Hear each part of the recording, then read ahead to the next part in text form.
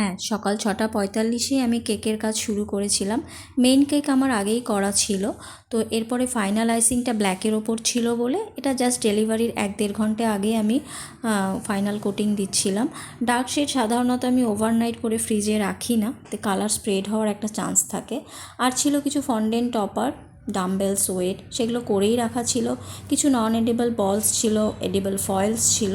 তো এগুলো এবার এক এক করে পুট করে দেব। দেখে তোমরা বুঝতেই পারছো একজন ফিটনেস ফ্রিকের বার্থডে কেক এটা, তো তার জন্যই কেকটা রেডি করছি।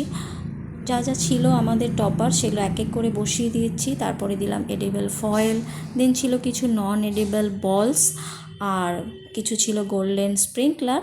কেকটা সিম্পল কিন্তু দেখতে সামনে থেকে ভীষণ সুন্দর লাগছিল। আশা করি তোমাদেরও ভালো লাগছে। তোমরা দেখে জানিও তোমাদের কেমন লাগলো, আর ভিডিওটা ভালো লাগলে অবশ্যই লাইক আর কমেন্ট করে দিও। বাই।